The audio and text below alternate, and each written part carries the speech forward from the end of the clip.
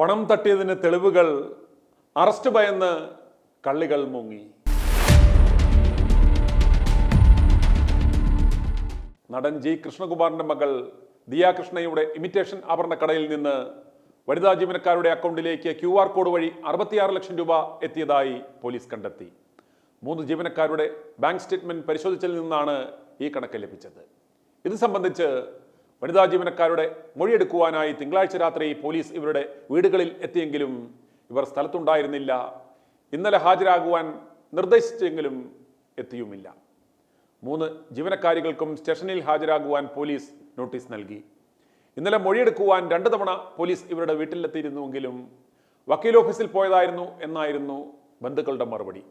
ഇന്നോ നാളെയോ ഹാജരാകുമെന്നാണ് ബന്ധുക്കൾ അറിയിച്ചത്. ഇവരുടെ മൊബൈൽ ഫോൺ സ്വിച്ച് ഓഫ് ചെയ്ത നിലയിലാണ്. ഇവരുടെ ബാങ്ക് അക്കൗണ്ട് ഇടപാടുകൾ പോലീസ് പരിശോധിച്ചു വരികയാണ്. ബന്ധുക്കൾ അടക്കമുള്ളവരുടെ അക്കൗണ്ടുകളിലേക്ക് പണം കൈമാറിയതിൻ്റെ രേഖകൾ ശേഖരിക്കുവാൻ പോലീസ് ഇന്ന് വീണ്ടും ബാങ്കിലെത്തും. QR കോഡ് വഴി 66 ലക്ഷം രൂപ ജീവനക്കാരുടെ അക്കൗണ്ടിൽ എത്തിയിട്ടുണ്ടെന്നാണ് കണ്ടെത്തിയിരിക്കുന്നത്. ഓൺലൈൻ ബിസിനസ്സും ഉണ്ടായിരുന്നതിനാൽ കൂടുതൽ പരിശോധന വേണമെന്ന് പോലീസ് വ്യക്തമാക്കി. മോഷ്ടിച്ച പണം ഉപയോഗിച്ച് ഐഫോൺ അടക്കം വാങ്ങിച്ച് ആഡംബര ജീവിതം നയിച്ചു വരികയായിരുന്നു പ്രതികൾ. വക്കീലിന്റെ ഉപദേശമനുസരിച്ചായിരുന്നു ഇവർ കൗണ്ടർ കേസ് കൊടുക്കുകയും ടാക്സ് വെട്ടിക്കുവാൻ പറഞ്ഞു എന്ന തരത്തിലുള്ള ആരോപണങ്ങളെല്ലാം പുറത്തുവിട്ടത്. നാണക്കേട് ഭയന്ന ദിയയും കുടുംബവും പിന്നോട്ട് പോകുമെന്നായിരുന്നു ഇവരുടെ കണക്കുകൂട്ടൽ. തുടക്കം മുതൽ ദിയയും കൃഷ്ണകുമാറും പറഞ്ഞതിനെല്ലാം തെളിവുകൾ അവർക്ക് ഹാജരാക്കുവാൻ സാധിച്ചതോടെ പോലീസ് അടക്കം പെട്ടു. ഇല്ലെങ്കിൽ ഈ അവസരം മുതലാക്കി കൃഷ്ണകുമാറിനെയും കുടുംബത്തെയും തീർത്തു കളഞ്ഞേനെ. അതേസമയം നടൻ കൃഷ്ണകുമാർ മകൾ ദിയയും ബലം പ്രയോഗിച്ച് തട്ടിക്കൊണ്ടുപോയെന്ന ദിയയുടെ സ്ഥാപനത്തിലെ ജീവനക്കാരികളുടെ പരാതി ശരിയല്ലെന്ന് കാണിക്കുന്ന തരത്തിലുള്ള CCTV ദൃശ്യങ്ങൾ പുറത്തു വന്നു. തട്ടിക്കൊണ്ടുപോയെന്ന ജീവനക്കാരികളുടെ പരാതിയിൽ ദിയയുടെ ഫ്ളാറ്റിലെ CCTV ദൃശ്യങ്ങൾ പോലീസ് ശേഖരിച്ചിരുന്നു. ഇതാണിപ്പോൾ പുറത്തു വന്നത്. ജീവനക്കാരികളെ ബലം പ്രയോഗിച്ച് കാറിൽ കയറ്റുന്നതായി ദൃശ്യങ്ങളിലില്ല. ഒരു ജീവനക്കാരി സ്വന്തം സ്കൂട്ടറിലാണ് കാറിന് പിന്നാലെ പോകുന്നത്. സാമ്പത്തിക കാര്യങ്ങളെക്കുറിച്ചുള്ള ചർച്ച ബഹളത്തിലേക്ക് നീങ്ങിയപ്പോൾ അസോസിയേഷൻ പ്രതിനിധികൾ ഇടപെട്ടിരുന്നു. പിന്നാലെയാണ് കൃഷ്ണകുമാറിനും കുടുംബത്തിനുമൊപ്പം 3 ജീവനക്കാരികളിൽ 2 പേർ കാറിൽ കയറുന്നത്. ഈ ദൃശ്യങ്ങളാണ് CCTVയിലുള്ളത്. ചുറ്റും കൂടുതൽ സ്ത്രീകളടക്കമുള്ളവരുണ്ട്. ഫ്ളാറ്റിൽ നിന്ന് ഇവർ നേരെ പോകുന്നത് അമ്പലമുക്കിലെ കൃഷ്ണകുമാറിൻ്റെ ഓഫീസിലേക്കായിരുന്നു. അവിടെ പക്ഷേ CCTV ഉണ്ടായിരുന്നില്ല. അവിടുത്തെ ദൃശ്യങ്ങൾ പക്ഷേ ദിയയും കുടുംബവും എടുത്തിരുന്നു.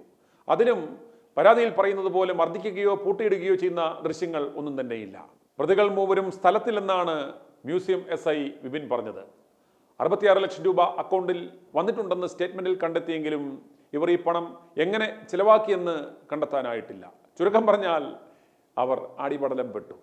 ദിയ കൃഷ്ണയുടെ ഓഡിറ്ററോടും സ്റ്റേഷനിൽ ഹാജരാകുവാൻ പോലീസ് ആവശ്യപ്പെട്ടിട്ടുണ്ട്. സ്ഥാപനം നികുതി അടച്ചതിൻ്റെ ഉൾപ്പെടെയുള്ള വിവരങ്ങളാണ് ഇപ്പോൾ തേടുന്നത്. നികുതി അടച്ചതിൻ്റെ രേഖകൾ കോടതിയിൽ ഹാജരാക്കുമെന്ന് ദിയയും കൃഷ്ണകുമാറും പ്രതികരിച്ചു.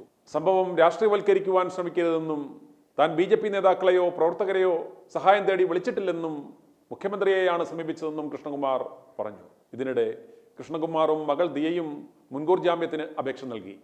തിരുവനന്തപുരം പ്രിൻസിപ്പൽ സെഷൻസ് കോടതി വെള്ളിയാഴ്ച ഹർജി പരിഗണിക്കും. കൃഷ്ണകുമാറും മകളും ചേർന്ന് തങ്ങളെ തട്ടിക്കൊണ്ടുപോയി ബലം പ്രയോഗിച്ച് പണം തട്ടിയെടുത്തുവെന്നാരോപിച്ച് ദിയയുടെ സ്ഥാപനത്തിലെ ജീവനക്കാർ നൽകിയ പരാതിയുടെ അടിസ്ഥാനത്തിൽ മ്യൂസിയം പോലീസ് ഇരുവർക്കുമെതിരെ കേസെടുത്ത സാഹചര്യത്തിലാണ് ഈ നടപടി. അതുപോലെ അറസ്റ്റ് ഭയന്നാണ് 3 ജീവനക്കാരികളും മുങ്ങിയിരിക്കുന്നത് എന്ന് വ്യക്തം. അവരും മുൻകൂർ ജാമ്യത്തിനു വേണ്ടി ശ്രമിക്കുകയാണ് എന്നാണ് വിവരം. i2i News, an eye for truth.